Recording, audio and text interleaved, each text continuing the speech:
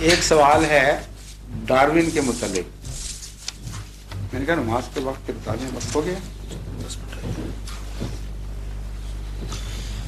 یہ تو بہت ساری باتیں اکٹھی ہو گئی ہیں. بعد میں انشاءاللہ.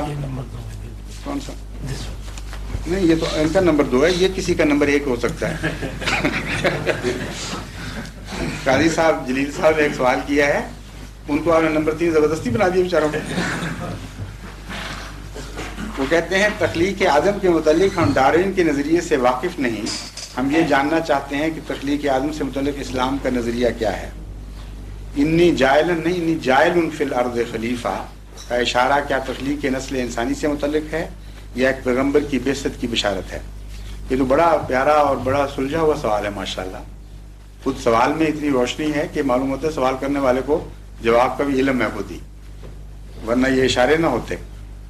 بات یہ ہے کہ تخلیق آدم کا ذکر جو قرآن کریم میں ملتا ہے وہ 2 طرح سے ملتا ہے. ایک ہے انسان کی پیدائش اور ایک ہے خلیفت اللہ کی تخلیق. جہاں خلیفت اللہ کا ذکر ہے وہاں جماعت احمدیہ کی تعبیر کی روح سے اول مفہوم حضرت رسول اکرم صلی اللہ علیہ وسلم کی بعثت ہے، کیونکہ حقیقی خلیفہ اور کامل خلیفہ دنیا میں حضرت صلی اللہ علیہ وآلہ وسلم تھے. باقی سارے انبیاء آپ کے ذلی خلیفہ کی حیثیت رکھتے ہیں.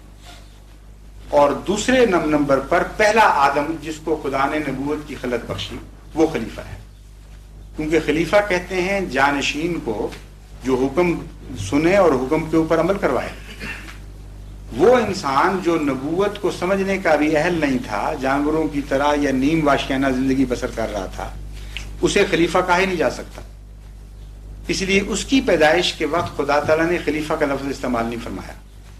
وہاں انسانی پیدائش کا ذکر کے طور پر مختلف مراحل بیان فرمائے ہیں.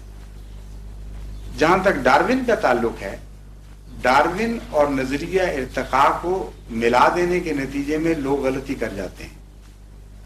ارتقاء سے کوئی دنیا کا باہوش سائنٹسٹ انکار ہی نہیں کرتا، لیکن ڈارون سے پوری طرح اتفاق بھی نہیں کرتا. قرآن کریم ارتقاء کے متعلق اتنی تفصیلی تعلیم دیتا ہے کہ انسان حیرت میں مبتلا ہو جاتا ہے. 1400 سال پہلے ایک کتاب نازل ہو رہی ہے، جبکہ جو انسانی حیوانی سائنس جو ہے اس کا اشارہ بھی موجود نہیں تھا. اور اس تفصیل سے قرآن کریم نے اس پر روشنی ڈالی ہے کہ آج تک بھی سائنسدان جن باتوں کو نہیں پہنچ سکے وہ ہم دکھاتے ہیں کہ قرآن کریم نے بتایا ہے کہ یہ ہونا ہے اور یہ ہوگا اور یہ ہوگا، یہ ہو چکا ہے. اس لیے قرآن ارتقاء کے خلاف نہیں، نہ سائنٹسٹ ارتقاء کے خلاف ہیں. ڈارونزم ایک ارتقاء کے متعلق نظریہ تھا کہ اس طرح ہوا ہوگا، وہ غلط ثابت ہو چکا ہے. یہ خیال کہ اس طرح پہلے بندر بنا پھر اس بندر سے انسان بنا، یہ مدت ہوئی، اس خیال کو لوگ چھوڑ بیٹھے. ارتقاء کے موجہات جو اس نے پیش کیے تھے وہ غلط ثابت ہو گئے. کچھ حصے درست ہیں ابھی تک ڈارون کے، لیکن بہت ساری باتیں جن پر مذہب کو اعتراض تھا اس کو سائنسدان بھی رد کر بیٹھے.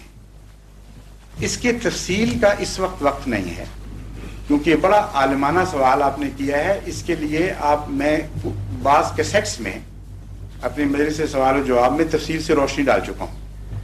وہ آپ کو ہمارے احمدی دوست جو آپ کے واقع ہیں وہ مہیا کر دیں گے انشاءاللہ. اگر آپ کو دلچسپی ہو تو آپ شوق سے سن سکتے ہیں. اب نمبر 2 سوال.